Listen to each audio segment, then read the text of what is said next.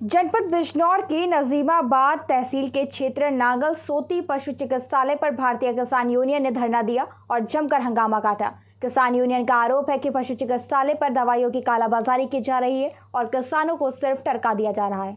आपको बता दें, जनपद बिजनौर के तहसील नजीबाबाद क्षेत्र के नांगल सोती पशु चिकित्सालय पर भारतीय किसान यूनियन का कहना था कि पशु चिकित्सालय पर दवाई भी उपलब्ध नहीं है और तैनात चिकित्सा अधिकारी उचित व्यवहार किसानों के साथ नहीं करते। आरोप यह भी है कि कुछ मात्र दवाई ही पशु चिकित्सालय पर है। दवाई अभिलेख देखने पर पता चला कि कुछ किसानों के नाम पर दवाई उपलब्ध कराई गई, लेकिन वह किसान क्षेत्र में है ही नहीं। इस प्रकार का घोटाला स्पष्ट नजर आ रहा है। जिला मुख्य चिकित्सा अधिकारी जितेंद्र कुमार धरना स्थल पर पहुंचे और किसानों को आश्वस्त करते हुए जांच करने को कहा। जी हाँ, ये आपने यहाँ पशु चिकित्सालय पर धरना दिया, आप बताएं इसके बारे में। बताना क्या है, यहाँ हम लोग आए जैसे शिकायत मिली। जी जी।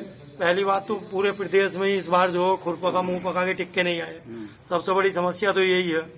दूसरे, यहाँ जब डॉक्टर साहब से बात की तो इन्होंने बताया कि मुझे 4 जगह का चार्ज मिला हुआ, मैं काम कैसे करूं।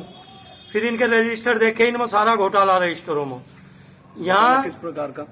जिन किसानों के नाम अंकित है यहाँ रजिस्टर में, वो किसान है ही नहीं उस नाम के उस गांव में, तो सारे फर्जी नाम लिखकर और दवाई वितरण की जा रही है। वितरण क्या, वो बेची जा रही है। और यहाँ हमने बड़ा देखा, बहुत किसान बताते हैं, यहाँ जो पशु लेखा आता है उसे बताया जाता है कि यहाँ केवल कीड़ों की दवाई हमारे पास उपलब्ध है। दूसरे एक फिनाइल आती है जो शरीर में कीड़े वगैरह हो जाते हैं जख्मों पर लगाने के लिए, वो फिनाइल। ये 2 चीज के सिवा तीसरी किसी किसान को नहीं देते। बाकी सब पता नहीं है कहाँ बेचते हैं, क्या करते हैं उसका। इसी के खिलाफ हमारा ये आज जो है यहाँ आंदोलन है। और हम लोग यहाँ तब तक बैठे रहेंगे जब तक ये जो इसमें भ्रष्टाचार हुआ इसके खिलाफ सीवीओ साहब कार्रवाई नहीं करने के। जी, मैं डॉक्टर विजेंद्र सिंह यहाँ पे मुख्य पशु चिकित्सा अधिकारी के पद पर कार्यरत हूँ। जी, आज मुझे भारतीय किसान यूनियन के लोगों के द्वारा पशु चिकित्सालय नागल पे धरने की सूचना मिली। मैंने इन लोगों से कुछ फोन पर बात करने का भी प्रयास किया, लेकिन उससे समाधान होने की संभावना नहीं हुई। डॉक्टर साहब, अभी आपने इन्होंने आरोप लगाया कि दवा का वितरण बाह्य बेचा जा रहा है और अब उसमें घोटाला हुआ है। जिन किसानों के नाम है यहाँ उनके वे प्रेजेंट नहीं है, उपस्थित नहीं है आस पास में जहाँ पर भी। लेकिन ये क्या आपको नहीं लगता कि घोटाला हुआ?